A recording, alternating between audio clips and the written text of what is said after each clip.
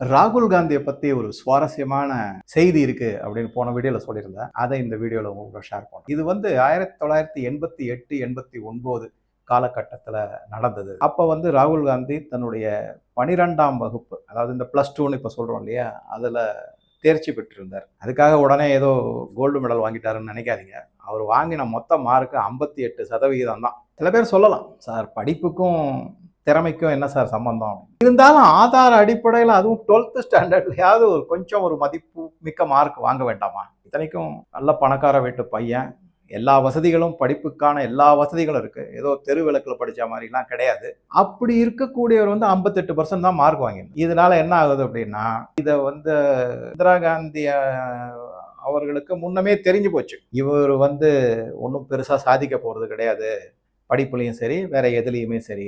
அதனால இவருக்கு ஏதாவது ஒரு வழி பண்ணணும் அப்படின்னு சொல்லிட்டு தான் இந்த ஸ்போர்ட்ஸ் கோட்டா அப்படிங்கிற ஒரு கேட்டகரியை கொண்டு வந்தாங்க. அவங்க அதுக்கு முன்னாடியே கொண்டு வந்துட்டாங்க. அந்த ஸ்போர்ட்ஸ் கோட்டா இருந்தது.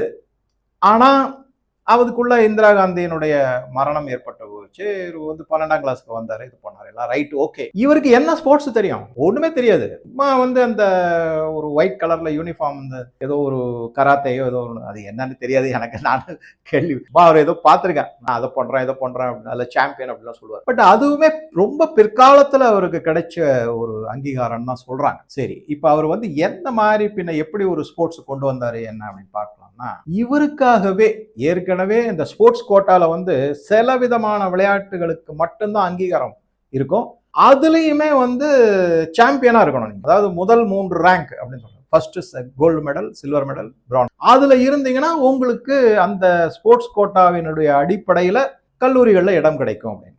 இவருக்கு எந்த ஸ்போர்ட்ஸுமே தெரியாது, அனுபவம் கிடையாது, பயிற்சியும் கிடையாது. அதனால என்ன பண்ணாங்கன்னா, புதுசா ஒரு கேட்டகரியை உருவாக்குனாங்களாம். இதுதான் ஆச்சரியமான இது. அதாவது என்னன்னா, 25 meter centre fire pistol event அப்படின்னு ஒன்று ஆரம்பிச்சாங்க இவருக்காகவே. இது உலகத்துல நடைமுறையில் இல்லாத, எல்லாமே இந்தியன் ரூல். இது ஒலிம்பிக் ரூலோ இதுவோ அதெல்லாம கிடையாது. இருக்கு, அந்த ஸ்போர்ட்ஸ் உலகத்துல இருக்கு.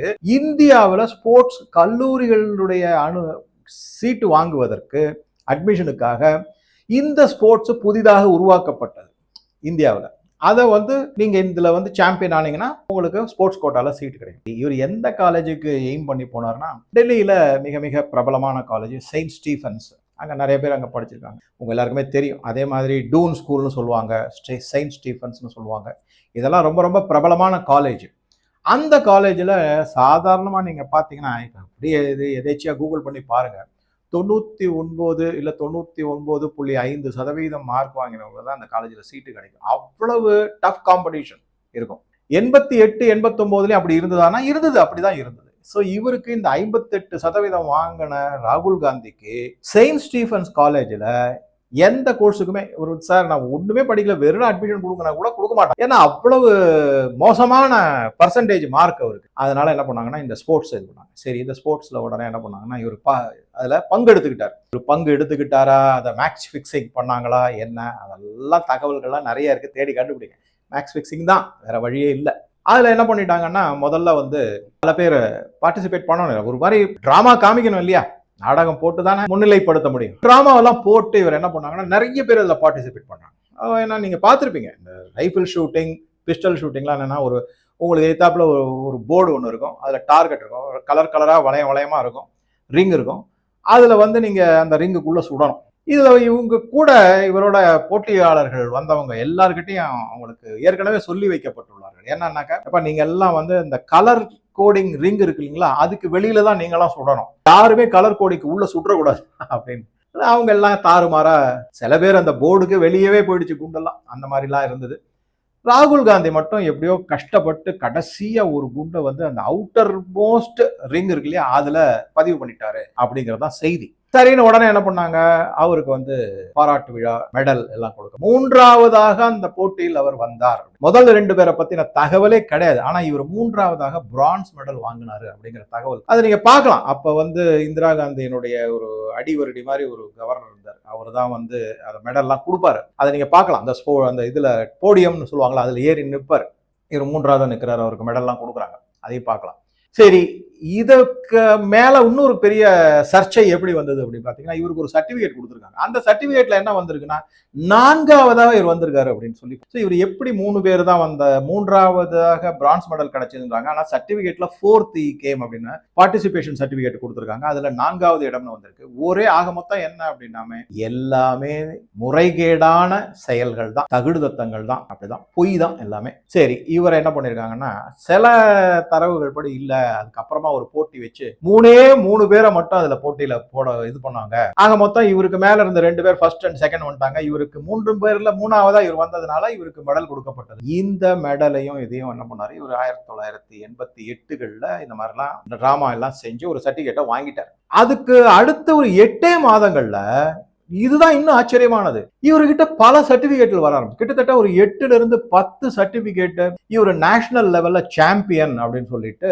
பலவிதமான சான்றிதழ்கள்லாம் இவருக்கு கொடுக்கப்பட்டது. இது வந்து ஒரு ஆல் இண்டியா லெவல் ஸ்போர்ட்ஸ், ஒலிம்பிக்ல அங்கீகாரம் கிடைக்க இருக்கக்கூடிய ஒரு ஸ்போர்ட்ஸ். மற்ற எந்த மாநிலத்தில் இருந்துமே யாருமே இந்த ஸ்போர்ட்ஸ்ல வந்து சேரவே இல்லை, பங்கெடுக்கவே இல்லை.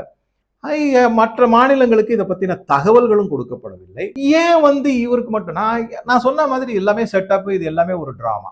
ஏன் அப்படின்னா, இவருக்கு செயின்ட் ஸ்டீஃபன் காலேஜ்ல ஸ்போர்ட்ஸ் கோட்டால இடம் வாங்கி கொடுக்கணும். ஆக மொத்தம் இவர் வாங்கிட்டார். 58% மார்க். அதை தவிர நான் முன்னாடியே சொன்ன மாதிரி ஒரு 8-10 ஸ்போர்ட்ஸ் சர்டிபிகேட், அதுல எல்லாம் சாம்பியன் போட்டு அவருக்கு கொடுத்துட்டாங்க. என்ன சாம்பியன் அப்படின்னா, சாதாரணமா கோல்டு மெடல் வாங்கினா சாம்பியன் சொல்லுவாங்க, பிரான்ஸ் மெடல் வாங்கினவங்களையும் சாம்பியன் சொல்லுவாங்களான்னு பார்த்தா சொல்லியிருக்காங்க. அந்த மாதிரி தான் சர்டிபிகேட் கொடுத்துருக்காங்க. அந்த மாதிரி ஒரு வழியா என்ன பண்ணிட்டாரு. இதை தவிர என்ன அப்படின்னா, இத்தனைக்கும் அந்த காலகட்டத்தில் சோனியா காந்தி தன்னை ஒரு கிறிஸ்துவராகவே அறிவித்து கொண்டவர் தான். அந்த மாதிரி தான் வெளிப்படுத்தி கொண்டார். எல்லாம் சொல்லுவாங்க அவர் இந்திய மருமகள் ஆயிட்டு. நீங்க ஏதாவது ஒரு காங்கிரஸ்காரர்கிட்ட போய் கேட்டு பாருங்க, இல்லங்க அவர் இந்திய மருமகள் அப்படிலாம் பேசுவாங்க. என்னை பொறுத்த வரைக்கும் நம்ம ஏதோ பாகிஸ்தான்ல வெறும் உளவாளிகளை தான் துரந்தர்னு சொல்லி பாகிஸ்தானுக்கு அனுப்பி வச்சிருந்தாரு அஜித் தோவல் சார்.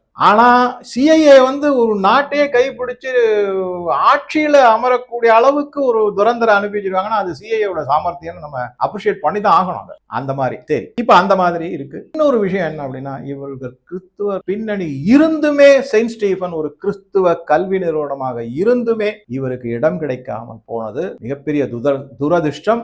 அதெல்லாம் மீறி இந்த மாதிரி ஒரு பேக்ரவுண்டு, கிறிஸ்டியன் பேக்ரவுண்டு, 58% தான் மார்க், இந்த மாதிரி ஏகப்பட்ட சாம்பியன் சர்டிபிகேட், பிஸ்டல் ஷூட்டிங்ல 25 மீட்டர் பிஸ்டல் ஷூட்டிங்ல அப்படிலாம் பார்க்கும்போது தகுடுதத்தம் இல்லாம இவரு இடம் வாங்கி விட்டார் கல்லூரியில். சரி, ஒழுங்கா படிச்சாரா அப்படின்னா கிடையாது. 1 வருஷம் படிச்சாரு, எனக்கு இதுக்கும் படிப்புக்கும் சம்பந்தம் இல்லைன்னு ஓடி விட்டார், விட்டுட்டு வந்துட்டார். பாதியில படிப்பை நிறுத்தி விட்டார். சரி, அதுக்கப்புறம் என்ன பண்ணாருன்னா, பணம் இருக்கு, வெளிநாட்டில் வந்து பல யூனிவர்சிட்டி, இன்க்ளூடிங் நான் இன்னைக்கு சொல்றேன், ஹார்வர்ட் யூனிவர்சிட்டியா இருக்கட்டும், பர்டியூ யூனிவர்சிட்டியா இருக்கட்டும், இல்ல வேற எந்த பூத் யூனிவர்சிட்டி, இந்த ஐவி லீக் யூனிவர்சிட்டின்னு, ஐவி லீக்குக்கும் ஹார்வர்டுக்கும் சம்பந்தம் கிடையாது, இருந்தாலும் நான் சொல்றேன், top university, Penn university, Pennsylvania university, இந்த மாதிரி நிறைய இருக்கு, ஸ்டான்ஃபோர்டு. ஆனா இந்த யூனிவர்சிட்டி எல்லாமே பெரிய பிசினஸ் ஃபேமிலி இல்ல பெரிய ஒரு அரசியல் தலைவர்களுடைய அவங்களுக்கு சில சலுகைகள் மூலமாக இடம் கொடுப்பார்கள். இது உண்மை இருக்குது, நீங்க தேடி கண்டுபிடிச்சு பார்க்கலாம். சோ அந்த மாதிரி இவர் என்ன பண்ணாருன்னா, அரசியல் பின்புலம், அதுல இருக்கிற அந்த